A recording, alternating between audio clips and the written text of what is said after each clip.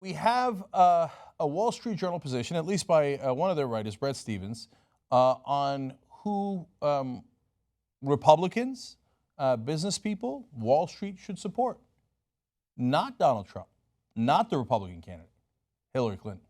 The title of the article is Hillary, the Conservative Hope. Indeed.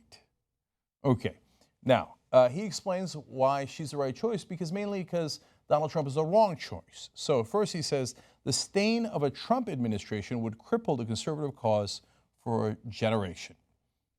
Well, I would argue that that cause is fairly crippled already, but we'll get into the details of that in a sec. So he then has a paragraph that I enjoyed, but gives you a sense of why people who were against Donald Trump lost in the actual voting. Here's what he writes. Conservatives still play the character card against Hillary Clinton, citing her disdain for other people's rules, her Marie Antoinette airs, and her potential lawbreaking. It's a fair card to play if only the presumptive Republican nominee weren't himself a serial fabulist, an incorrigible self-mythologizer. See, I couldn't even spit it out. Guy who makes up self-myths. Okay, a brash vulgarian, and when it comes to his tax returns, a determined obfuscator. Okay, fun. I understand those words, even though I apparently can't pronounce some of them. You run that against a populist candidate like Donald Trump, and you are going to get your ass handed to you. And that is exactly what happened in the Republican primaries. I do declare he's a serial obfuscator. And then Trump comes along with, oh yeah, that's the lying Ted Cruz. Lying Ted Cruz, lying Ted Cruz. No, it's not clever. No, it's not a better word. It just works because he repeats it over and over, and it's simple and they get it. Lying Ted Cruz. Serial obfuscator? And you wonder why you got mauled by Trump. Okay, now I know Bret Stephens wasn't running against Trump, but all the candidates that he supported and he thought were really dashing, brilliant, really. Marco Rubio, oh, he's a great candidate. No, he's a miserable candidate. Okay, endorsing Mr. Trump, Stephens continues, means permanently laying to rest any claim conservatives might ever again make on the character issue. Well, you got to give Bret credit on that one. That's true. You can't claim to run on character and family values and run Donald Trump. But Bret, who are you kidding? Was the Republican Party ever about character and family values? No, they used that to bludgeon Bill Clinton, but they didn't mean a word of it. That's why you've got people like Congressman DeJarlais that says, I made my wife and my mistress get a total of 3 abortions that you know about. But I'm pro-life and pro-family values. That's why I had my mistress abort her kids. That's the same Republican Party.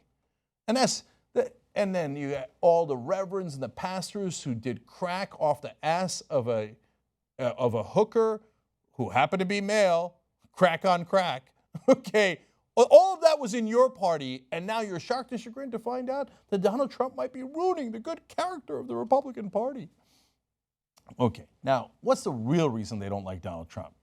They didn't mind any of those other guys. I mean, the guys who went to go impeach Bill Clinton, speakers of the House, we had Bob Livingston. Well, he had to step aside right away because it turns out he was having an extramarital affair just like Bill Clinton. And then Newt Gingrich, oh, right, extramarital affair. In fact, he was a serial obfuscator on that issue, but also a serial philanderer. He dumped one of his wives when she was in her hospital bed. Very classy guy, full of character. That's the same Newt Gingrich you loved, right? So don't talk to me about character. By the way, let alone the next Speaker of the House for the Republicans, Dennis Hastert. Oops. Who apparently was sexually molesting young boys as a wrestling coach. Oh yeah, the Republican Party built on character. Okay, that's not the real reason why they don't like Trump. Here's the real reason, and Stephens explains. He does it in his own unique way of trying to ironically obfuscate the issues, but I'll break it down for you. So he says, where's the evidence that as president, Mr. Trump will endorse conservative ideas on tax, trade, regulation, welfare, social, judicial, or foreign policy, much less personal comportment? No. You're not worried about the personal comportment. You're worried about exactly what you just said there. Conservative ideas on tax, trade, and regulation, and welfare, and all the rest of them. You know what that means? No. I want my tax cuts. I'm not sure this guy's going to give it to me. I want deregulation of all the businesses who secretly fund the Republican Party. I'm not sure this guy's going to give it to me. I want to viciously cut social spending programs like welfare, Social Security, and Medicare. I'm not sure this guy's going to give it to me. In fact, he's right. Look at what Trump just said about a day ago. Watch. The thing I'm going to do is make sure the middle class gets good tax breaks. Lower taxes for the middle class, lower taxes for everybody, and I want to lower in the middle class. But I'll tell you, the middle class is going to pay a lot less.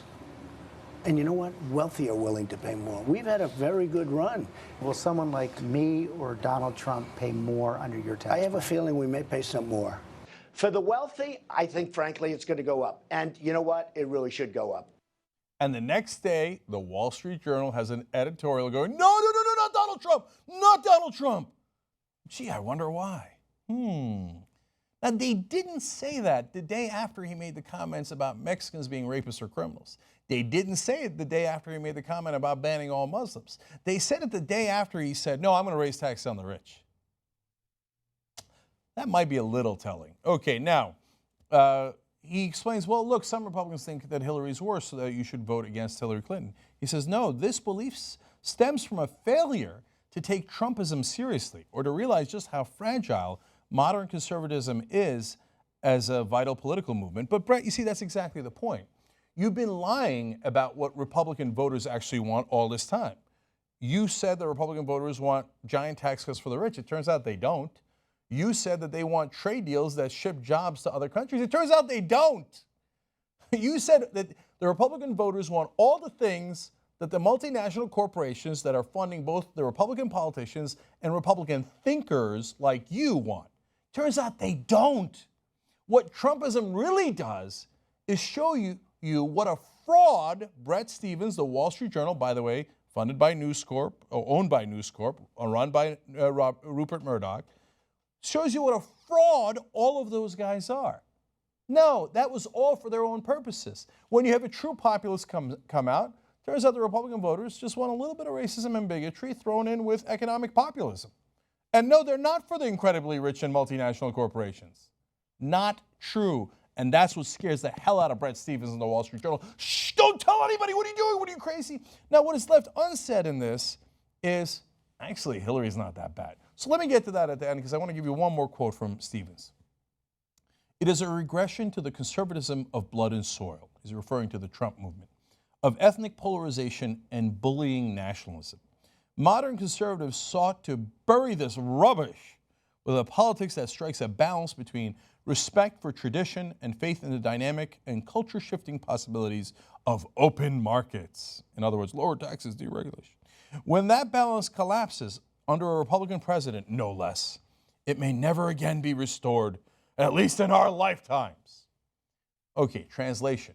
Translation is, we tricked all those right-wingers into voting for us with things about, oh yeah, we're pro-life.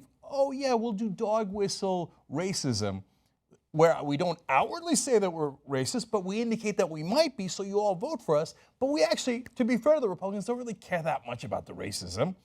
And we don't pro-life. Who cares about pro-life? No, we don't care about any of those things. The only thing we care about is the money, Lebowski. Give me some money. That's what this Republicanism is built on. And now it is, that veil is being lifted. And the Wall Street Journal is freaking out about it. And now finally what is left unsaid is, look, Hillary Clinton would give you those same corporate tax cuts with talk of taking away corporate tax loopholes, as if she's going after the corporations, but in reality she would reduce their rates, and a couple of years later they'd put those loopholes back in. She would do those same exact trade deals, and the Wall Street Journal knows it. They know it with every fiber of their being, and they're right. So basically she would do the same corporatism minus the racism, which, to be fair to the Wall Street crowd, they're incredibly greedy, but they're really not that racist. So they're like, oh, what if we got the corporatism without the really ugly side of the Republican Party? Maybe. Quote Hillary, the conservative hope. Indeed.